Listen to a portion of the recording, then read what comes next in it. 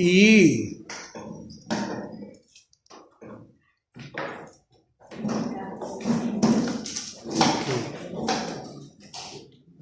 hoy es un contraste también muy interesante, es el último de los contrastes que vamos a encontrar nosotros precisamente en el Evangelio de Juan. Hemos visto varios de ellos, ahora hacemos un pequeño resumencito, apenas terminemos esto, hacemos un pequeño resumen de los que hemos visto hasta ahorita. Y este es muy interesante y sí quisiera que leyéramos, por favor, que leyéramos Juan capítulo 8, versículo del 48 al 59, para poder entender un poco de lo que está hablando aquí Jesús, con quién, cómo se dio ese diálogo, ¿verdad? Que fue muy interesante entre Jesús y los fariseos. Y voy a leer el versículo 48 y ahí seguimos leyendo, ¿verdad? Hasta llegar al 59. Sin problema, si se estando leyendo el mismo pasaje, sin ningún problema lo puede leer. Dice así: respondieron entonces los judíos y le dijeron: no decimos bien nosotros que tú eres samaritano y que tienes demonio. Respondió Jesús: yo no tengo demonio, antes honro a mi Padre y vosotros me deshonráis. Pero yo no busco mi gloria, hay quien la busca y juzga. De cierto os digo, que el que guarda mi palabra nunca verá la muerte. Entonces los judíos le dijeron: ahora conocemos que tiene demonio. Abraham murió y los profetas, y tú dices: el que guarda mi palabra nunca sufrirá muerte. ¿Eres tú acaso mayor que nuestro padre Abraham, el cual murió y los profetas murieron? ¿Quién te haces a ti mismo? Respondió Jesús: si yo me glorifico a mí mismo, mi gloria nada es. Mi Padre es el que me glorifica, el que vosotros decís que es vuestro Dios. Pero vosotros no le conocéis, más yo le conozco, y si dijere que no le conozco, sería mentiroso como vosotros, pero le conozco y guardo su palabra. Abraham vuestro padre se gozó de que había de ver mi día, y lo vio, y se gozó. Entonces le dijeron los judíos: aún no tienes 50 años y has visto a Abraham. Jesús les dijo: de cierto os digo, antes de que Abraham fuese, yo soy. Tomaron entonces piedras para arrojárselas, pero Jesús se escondió y salió del templo, y atravesando por el medio de ellos, se fue. ¿Qué clase de discusión? No sé si usted puso atención a esta discusión que no podemos olvidar cuando Jesús viene enseñando de la verdadera libertad. Cuando le dice a los fariseos: ustedes son de vuestro padre el diablo, lo vimos, ¿verdad?, la semana pasada, y ahora tiene esta discusión tan fuerte. Ahora, Dios honra al Hijo, pero los judíos, basados en su propia opinión, lo deshonran. Y vemos, sí, ¿por qué le dicen a él samaritano? Ay, No era samaritano. Ahorita vamos a ver. Ahorita le caemos.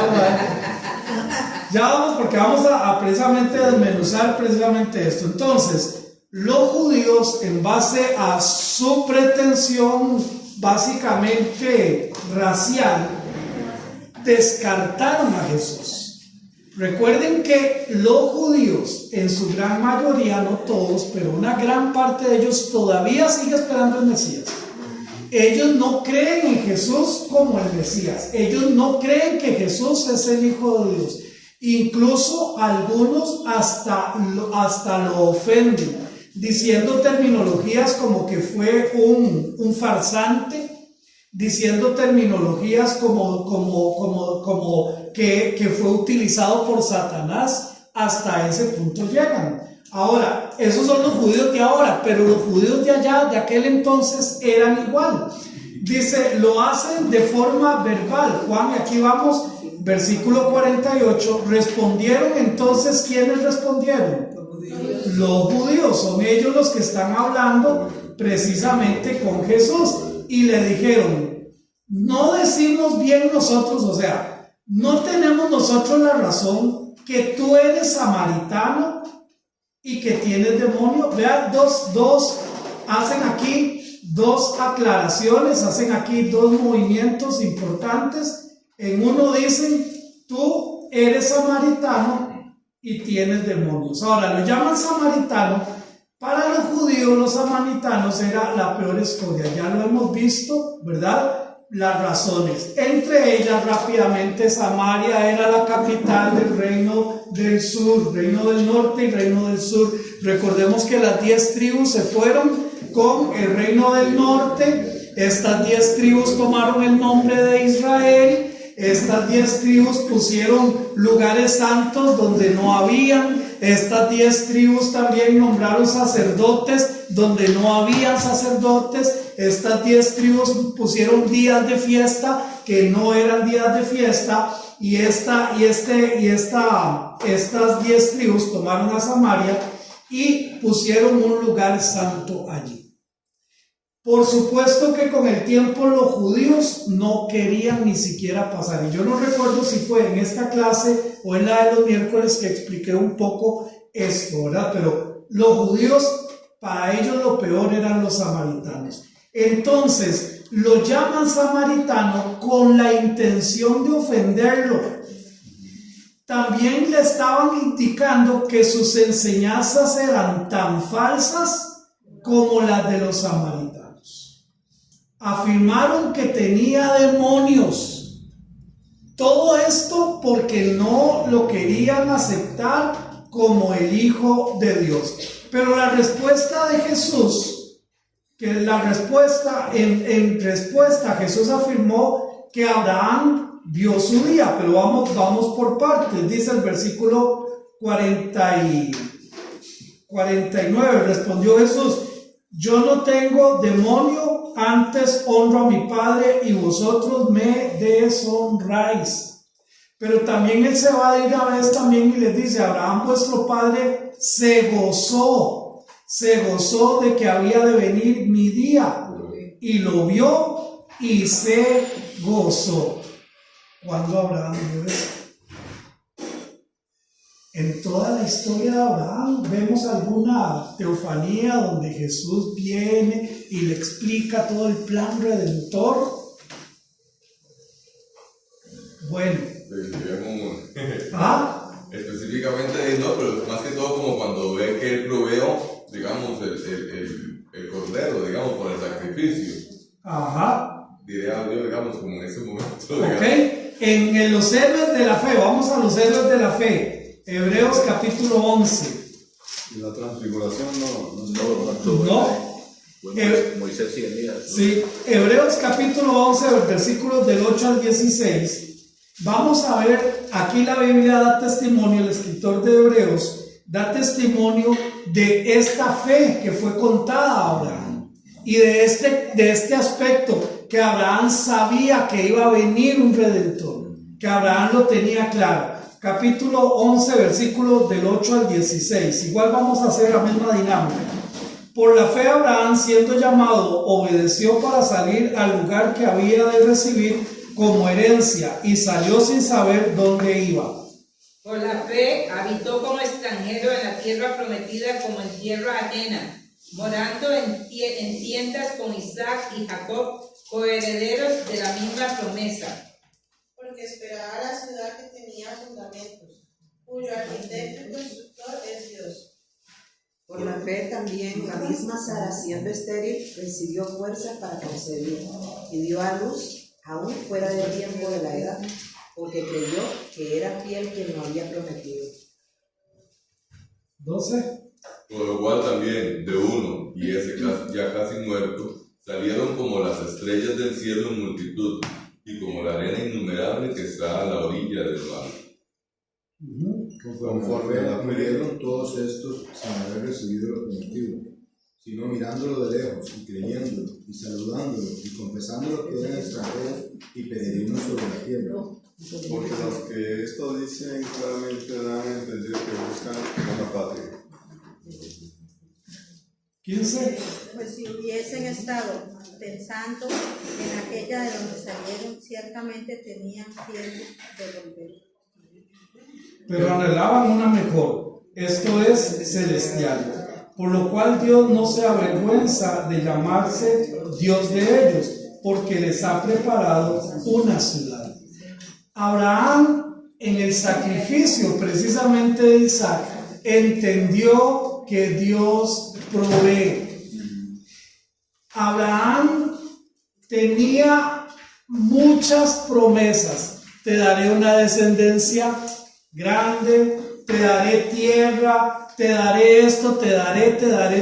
A veces yo me pongo a pensar, a mí no me gustaría que Dios me trate como Abraham. ¿Sabe por qué? Le prometió, pero ¿qué tenía Abraham antes de morir? Nada. Promesas. Pero creyó. Pero las creyó. Las entendió, las interpretó, las creyó. Entonces Jesús está dando testimonio aquí de que realmente Abraham era eso, el padre de la fe, el que creía con respecto a esto. Dios tuvo una relación especial con Abraham debido a la fe y debido a la obediencia. Por ejemplo, recordemos lo que pasó en Sodoma y Gomorra. ¿Alguien recuerda un poquito sobre eso? Sí, cuando, digamos, él le dijo que intercedió por Sodoma por el toma de Lot, que estaba allá, y él le dijo, oye, pero que no sean tantos, que son tantos, hasta que él dijo, si nada, no me sacan. Empezó a negociar con Dios, empezó a negociar. Él entendía la gracia, la misericordia de Dios. Es algo delicado, pero simple al mismo tiempo. Cuando la brillante gloria de Cristo se manifiesta en la vida de las personas, solo hay dos opciones: recibirla por la fe y ser salvos, o rechazarla por argumentos propios y seguir en perdición. Cuando estamos delante de, lo pongo así esa expresión porque me encanta, brillante gloria de Cristo. Cuando somos expuestos ante la palabra de Dios, de conocer a Cristo, de entender quién es Cristo, de saber quién es Cristo, usted y yo solamente tenemos dos opciones. No hay más. Una, recibirlo, aceptarlo por fe, entenderlo. Y segundo, rechazarlo por argumentos propios. ¿Cuántos? Todos los que usted quiera. Este pueblo lo estaba rechazando a él por sus propios argumentos. Ellos estaban, y lo acabamos de ver ahí, que ellos le dicen, respondieron entonces los judíos y dijeron, ¿no decimos bien nosotros? O sea, no estamos hablando la verdad, que tú eres samaritano y que tienes demonio. Imagínense. ¿Por qué? Por sus propios argumentos. Estos hombres realmente odiaban a Jesús al punto de querer incluso matarle. Vemos el versículo 59. Tomaron entonces piedras para arrojárselas, pero Jesús se escondió y salió del templo y atravesando por en medio de ellos se fue. Me encanta esto. Algunos analistas dicen que probablemente hubo como una confusión entre ellos allí. Pero no fue que Jesús salió corriendo, salió huyendo, uy, me van a agarrar. No, hubo una confusión y él salió por en medio de ellos, caminando, tranquilo, no corriendo. Simple y sencillamente pasó, dice, atravesando por en medio de ellos se fue. Esto los hace entrar en la categoría, por supuesto, de hijos de Satanás. Recordemos que este es el contexto de lo que está hablando desde el versículo 39 hasta el versículo 40. Pastor, esta parte donde dice que Jesús se escondió, no fue que él se escondió para que no lo vieran, sino que el Señor fue el que hizo para que ellos no lo pudieran ver, pero él atravesó en medio de ellos, pero no fue que se escondió. Sí, no fue que salió huyendo ahí, todo chiquitito. Entonces, al rechazar y buscar matar al maestro, ellos estaban demostrando lo que vimos la semana pasada. Sí, hay hijos de Dios y hay hijos de Dios. Doctor, me Sí, llamaba mucho la atención cuando yo hablaba con mami, no sé, hace unos días, ayer o hoy, no me acuerdo.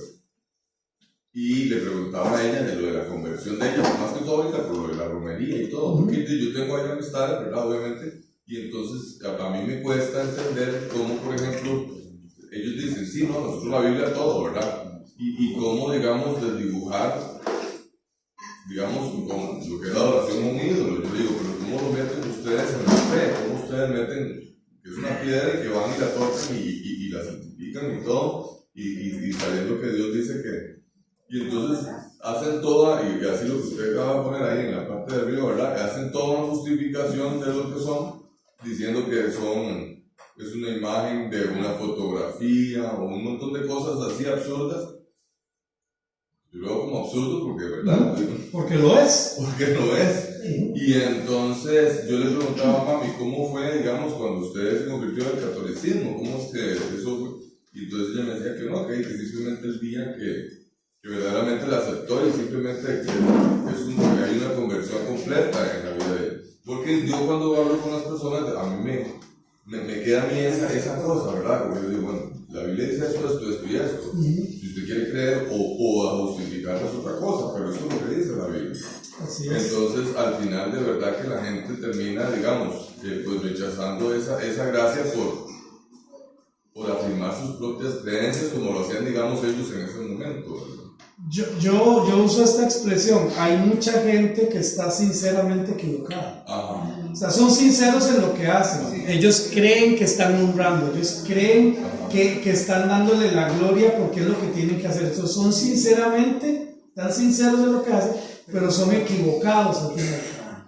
Entonces, es muy interesante. Yo leí un comentario, no recuerdo ahorita, uno de los... Pero, bueno, para los que estudiamos teología, es interesante entender que dentro de los grandes teólogos hay muchos teólogos católicos, ¿verdad? Que han estudiado y han escrito varios comentarios muy interesantes. En una ocasión leí uno escrito precisamente por un católico sobre los 10 mandamientos, ¿verdad? Y entonces el primero, al Señor tu Dios honrarás, ¿verdad? Todo el asunto, con toda tu mente, con toda tu alma. Y entonces hacía un comentario con respecto a todo esto, la grandeza de Dios, su omnisciencia, y entonces puso en letras más pequeñas como entre paréntesis, no sé dónde queda aquí el culto a María. Así lo puso, porque no cabe, teológicamente no cabe. Exactamente, no cabe, exactamente. Entonces, pero me llamó mucho la atención que él hizo esa anotación propia, me imagino, ¿verdad? Y fue muy interesante desde mi punto de vista poderlo leer. Hermanito Pedro. Hermano Javier. Bueno, vean, yo, durante 43 años me identifiqué como católico. Normalmente, o casi la mayoría, pienso yo, están enfocados de acuerdo a lo que nos enseñan y lo traemos como por tradición. La tradición. ¿Verdad? Que porque fulanito, que porque la abuelita, que porque esto y lo otro. Entonces, ahí va uno en ese rumbo, ¿verdad? Por ignorancia también, ¿verdad? Porque cuando realmente uno se pone a estudiar la Biblia y a tratar de entender la palabra de Dios, como dice usted, no cabe todo lo que ellos enseñan, ¿verdad? Con respecto a los santos, con respecto a María, con respecto a la Eucaristía, ¿cómo se llama? ¿Cómo es que dice usted? Cuando hace la homilía, que es como... La misa, la misa. No, pero cuando el cuerpo de Cristo se... sí, que es la sustanciación de los elementos. Entonces, o sea, nada de eso, digamos, cabe de acuerdo a lo que la Biblia dice. Así es. Y Y yo, digamos, conforme he ido, digamos, más o menos estudiando y las clases que usted nos ha dado, he descubierto que todo lo que en lo que yo creía, o sea, era ficticio. Se caen los argumentos. Era ficticio, o sea, no había ninguna base, digamos, bíblica, ni de fe, ni de nada por el estilo para poder creer en eso. Así es. Y pero más o menos tal vez Okay. está ahí el hermano. Hermanito Pedro, y ahorita hago un aporte con respecto a esto, sí, mi hermano. Es una cuestión psicológica. En realidad, los gobernantes del mundo en las manos de Satanás aprendieron que la Iglesia Católica adoctrina. Ellos no convencen a nadie, simplemente adoctrinan. Y el adoctrinamiento, en ese sentido, manipulado por fuerzas poderosas, hacen que las personas piensen de una forma muy, muy precisa y determinada y que estén totalmente convencidos de eso. El católico cree que no necesita leer la Biblia y el católico cree que solo el Papa tiene derecho a interpretar la Biblia. Y el católico tiene prohibido leer, por ejemplo, el libro del Apocalipsis, para que, según la Iglesia Católica, que no se les abran los ojos. Pues es el adoctrinamiento, esa es la palabra clave que afecta al catolicismo. Y yo estuve adoctrinado, igual que el hermano, no tanto, yo estuve 24 años de católico. Y a mí me ofendía que alguien me dijera algo de la Virgen, que no sea lo que dice la Iglesia Católica. Pero, ¿cómo fue la transformación? Cuando empecé a visitar una iglesia evangélica, noté que las escrituras, los evangelios, hablan cosas contrarias a lo que yo tenía, a lo que yo estuve practicando, creyendo que era de Dios. Y empecé, después de aceptar a Cristo en mi vida, se me abrieron los ojos, literalmente. Son ojos espirituales lo que se le abre a uno. Como dice Hechos, hay un versículo en Hechos donde los apóstoles vienen, donde los enviados, los 70 creo que eran, vienen muy alegres. Contándole que los espíritus... Exactamente. Y ellos decían, vimos cómo a los gentiles se les abrió la puerta de la fe. Por eso yo digo, no es la puerta del corazón lo que se abre, porque ninguna cita bíblica dice que el corazón sea una puerta, que se cierra o cierra. No, es la fe, la puerta cerrada que tenemos por tradiciones, por manipulación, por adoctrinamiento, pero cuando realmente tenemos un corazón dispuesto para Cristo, se abre la puerta de la fe. Y ahí es donde empezamos a ver la vida. Es hermoso. Amén. Una de las cosas más fuertes que a veces los católicos dicen es que esta es la religión de mis padres y de mis abuelos, y yo no voy a cambiar la religión de mis padres y de mis abuelos. Yo siempre les doy este argumento. Bueno, mi abuelito iba al baño en un excusado de hueco, ¿no? Porque era lo que había, pero no porque él iba ahí. Yo ahora, con todas las comodidades que existen, no voy a, por seguir la tradición de mis abuelos, yo no voy a seguir en lo mismo. Entonces, pero por ahí va todo esto. Oye, Jesús también afirmó ser Dios mismo. En versículo 54, 58, Jesús le dijo, de cierto os digo. Y cada vez que ustedes lean esto, la palabra del Señor, de cierto, es porque viene una gran verdad. Antes que Abraham fuese, tiempo pasado, yo soy, tiempo presente. Sí, eso yo soy, digamos, es interpretado en el yo soy de ellos, ¿verdad? El yo soy. Exactamente, la misma terminología que usó Dios en el Antiguo Testamento. Yo debo aquí decir que no debo ser. Si quieres digo que nos manda. Dígale que yo soy. Ahí está. Este es el nombre impronunciable de Dios en el Antiguo Testamento. o el tetragramatón, que son 4 consonantes. El tetragramatón es la terminología que se usa para hablar del nombre, ojo con esto, nombre impronunciable de Dios, porque son 4 vocales. Para los hebreos este nombre fue y es tan santo que ellos nunca lo pronunciaban. Por esta razón, recuerden que todo era se pasaba de generación en generación de forma oral, se les iba explicando. Como este nombre era tan puro, tan santo, tan perfecto, incluso su pronunciación se perdió. Tetragramatón es las 4 letras de este nombre hebreo. Por ejemplo, en Juan capítulo 8, versículo 24, el que lo quiera leer, ahí está. Cuando él dice, yo soy.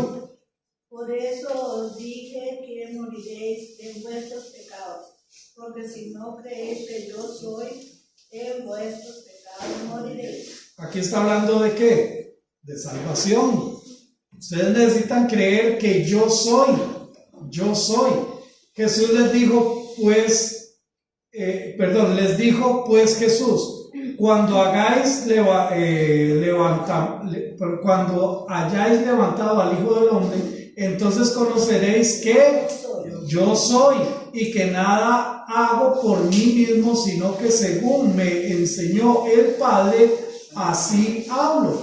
Esto pasó en la cruz del Calvario, donde Él fue levantado. El que no honra a Jesús no está honrando al Padre, porque Él lo dijo claramente: el Padre y yo uno somos. ¿Qué quiere leer ahí? Juan 5:23. Para que todos honren al Hijo como honran al Padre. El que no honra al Hijo no honra al Padre que le dio.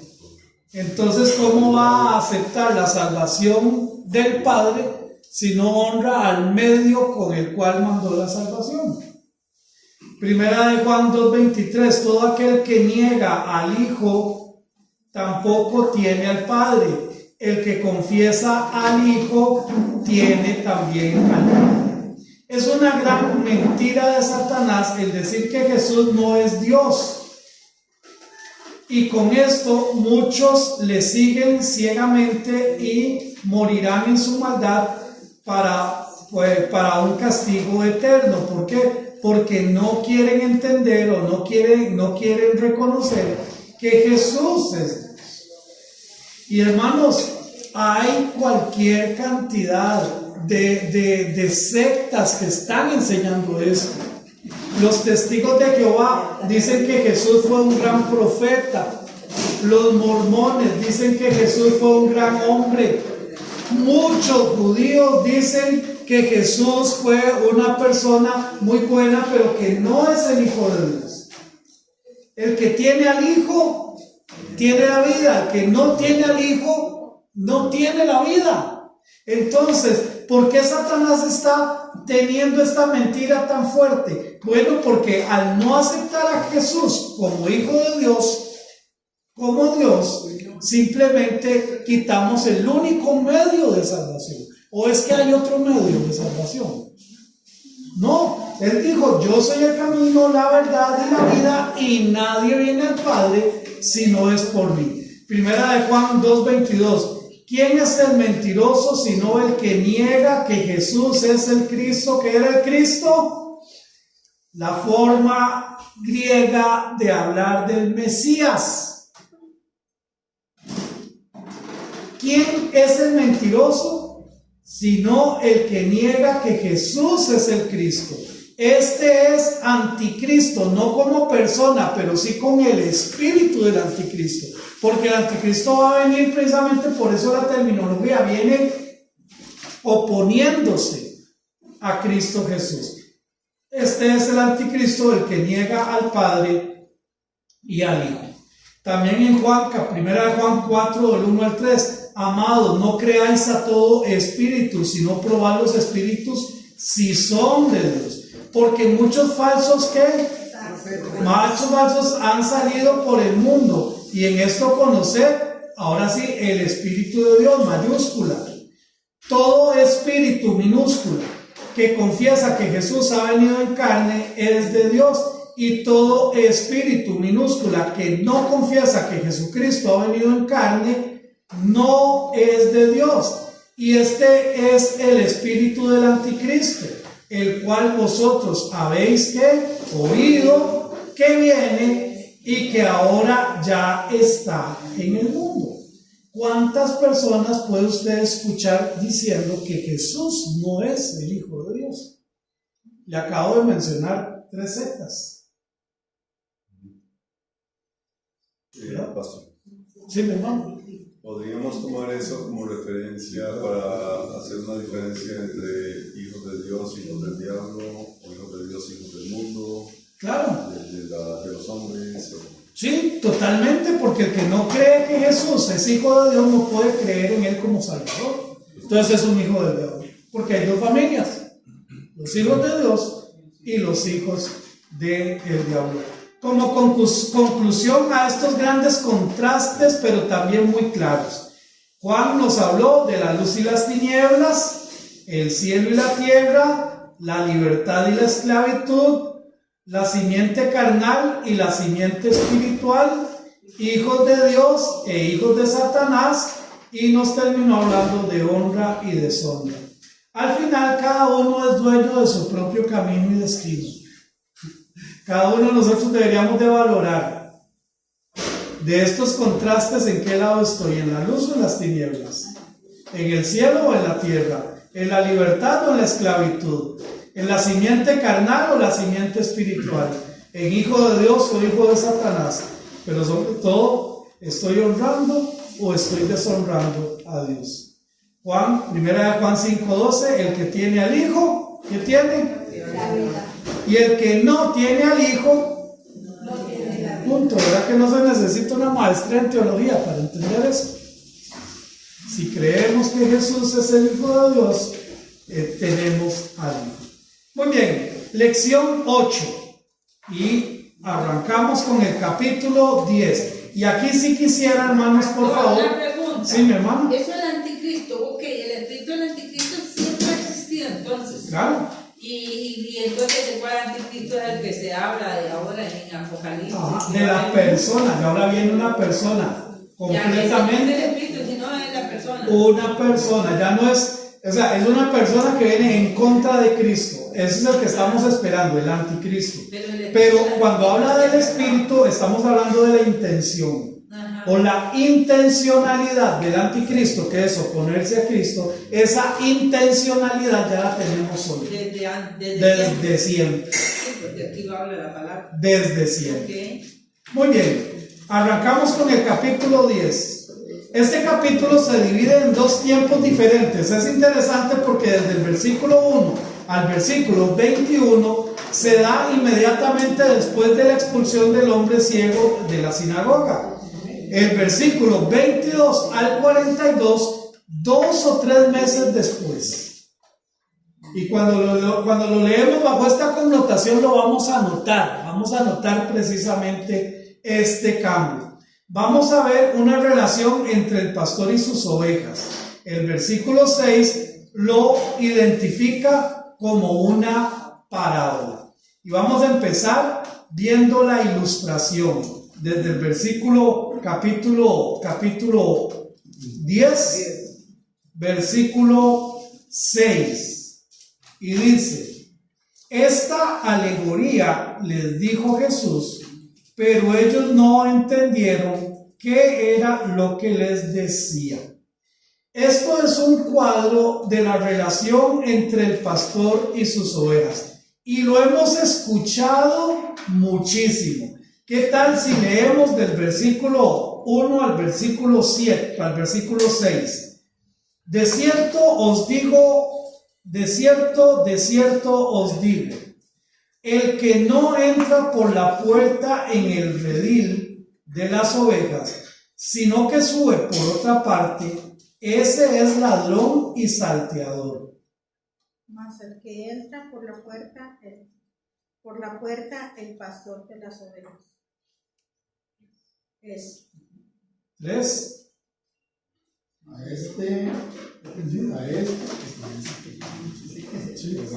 chiquitica la leche. A este abre el portero y las ovejas oyen su voz. Y a sus ovejas llaman por nombre. Y las saca. Y cuando ha sacado fuera todas las propias, va delante de ellos y las ovejas le siguen, porque conocen su voz. El capítulo 10. Mas al extraño no seguirán, sino huirán de él, porque no conocen la voz de los extraños. Esta alegoría les dijo Jesús, pero ellos no entendieron qué era lo que les decía. Es una de las formas más hermosas que Jesús tiene para referirse a su pueblo. Esto es un cuadro de la relación del pastor y las ovejas. Es un recordatorio a las personas de cómo es la relación entre las ovejas y el pastor. Para nosotros puede ser poco conocido, pero para ellos era algo muy normal ver pastores con sus ovejas. Más adelante Jesús hace una aplicación mucho más directa, pero habla del redil. El redil en Medio Oriente era muy simple.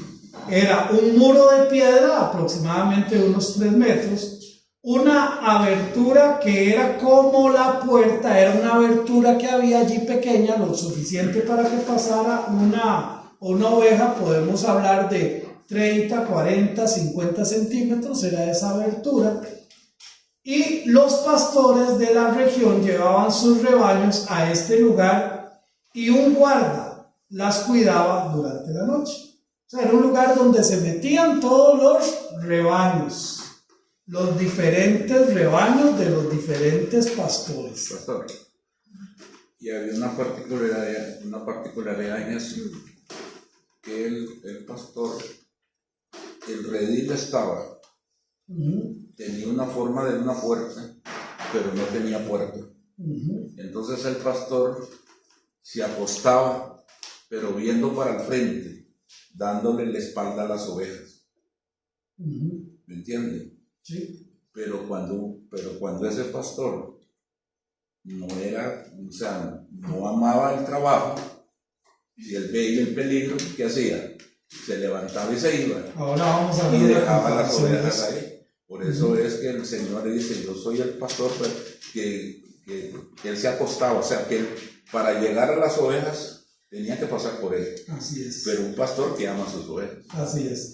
Entonces los pastores de la región llevaban allí sus rebaños y se iban a dormir porque había un guarda que cuidaba las ovejas. Normalmente era un pastor, me imagino que se ponían de acuerdo, ¿verdad? Un día cada uno se iban poniendo ahí. Al amanecer cada pastor llamaba a sus ovejas y estas, al reconocer su voz, salían.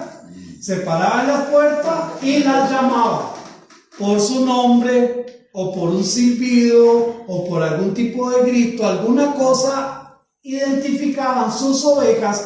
Pero ojo con esto, solo sus ovejas salían. No salían las demás. Solo las ovejas que sabían que era su pastor quien las estaba llamando. El guarda, que podía ser alguno de los pastores, cuidaba bloqueando la única entrada y nada entraba o salía sin que él se enterara. Él se convertía en esa puerta. Nada entraba, nada salía. Cristo entonces enfatiza en que el verdadero pastor entra por la puerta. Dice, de cierto os digo, el que no entra por la puerta en el redil de las ovejas, sino que sube por otra parte, ese es ladrón y salteador. ¿Por qué va a entrar por otro lado un pastor si se supone que es el pastor correcto? Porque lo que quiere es robarse las ovejas. Pero no podía entrar por esa apertura. ¿Por qué? Porque ahí había un guarda y nada podía entrar por ahí. Entonces, ¿qué era lo que hacía? Se venía por otro lado y subía por otra parte. Ahora, para nosotros algunos estamos entendiendo un poco esta analogía, pero para ellos era muy común esta analogía. Por estar el pastor en la entrada, las llamaba por su nombre. Esto es cercanía, confianza, familiaridad. Es lo que tenemos con Jesús cuando lo tenemos en nuestro corazón. Esa cercanía, ese conocimiento, ese saber cómo Él habla. Juan 10:3. A este abre el portero y las ovejas oyen su voz y a sus ovejas llama por nombre y las saca de allí. Simplemente la llama y ellas vienen. Sus ovejas identifican su voz y solo las suyas le siguen. No le sigue ninguna otra que no sea su oveja. En el versículo 4 dice, y cuando ha sacado fuera todas las propias, va delante de ellas y las ovejas le siguen porque conocen su voz. Ahora veamos que es interesante porque las ovejas son las que están siguiendo. El pastor no va detrás de las ovejas son las que siguen. Amén. Y las siguen, dice, porque conocen su voz, saben que ese es su pastor. Pero si se le pierde una oveja. También, por supuesto que sí. Por supuesto que sí. Pero mis hermanos, aquí yo siempre me hago preguntas. Y mi pregunta para mí es, ¿yo estoy siguiendo realmente la voz de Cristo? O sea, Él me llama, yo respondo. Y si escucho una voz extraña, no la sigo. Ok, el falso pastor entra solapadamente y a las ovejas no le siguen, porque no le conocen. Versículo 10, mas al extraño no seguirán, sino huirán de él, porque no conocen la voz de los extraños. Esta dinámica continúa en este mundo. A la voz del pastor sigue sonando y los falsos pastores siguen tratando de robar ovejas. No ha cambiado. Podemos estar escuchando la voz de nuestro pastor si la conozco. O podría estar siguiendo una voz que no conozco. ¿Qué voz estamos siguiendo entonces? ¿Cuál es la voz que cada uno de nosotros está siguiendo? El hombre ciego del capítulo 9, los religiosos y falsos pastores lo excomulgaron debido a que confió en Jesús, pero Jesús lo recibió, llegó a ser parte del rebaño del Señor. Y ahora este capítulo 9 no está desligado de todo lo que estamos nosotros leyendo ahorita. Sigue teniendo la misma secuencia. Vamos a ver, quiero verla ahora, ok.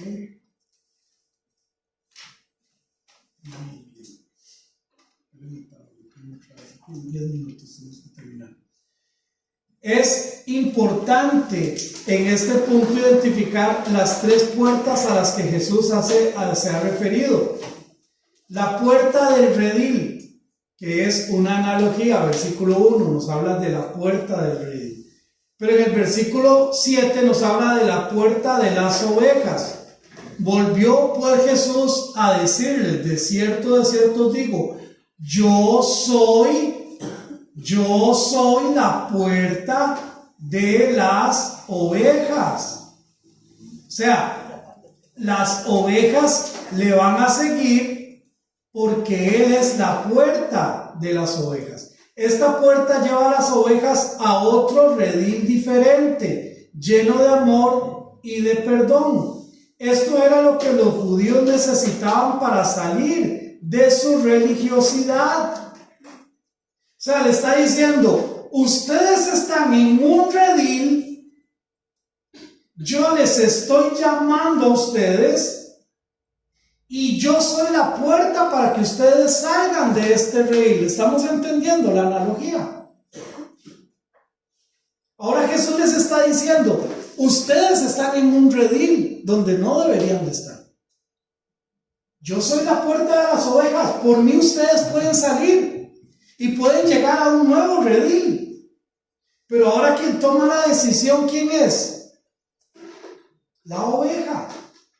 Yo soy la puerta de las ovejas.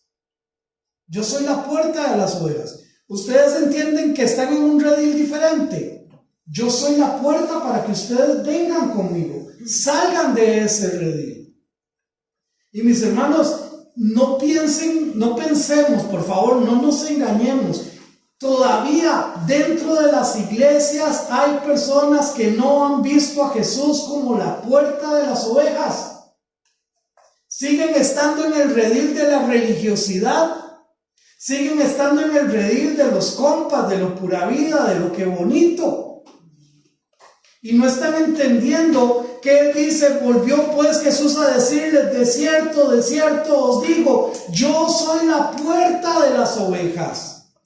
Yo estoy aquí para que salgan de ese redil, para que busquen nuevos pastos. Esta puerta lleva a las ovejas a otro redil lleno de amor y de perdón. Esto era lo que los judíos estaban necesitando para salir de esto.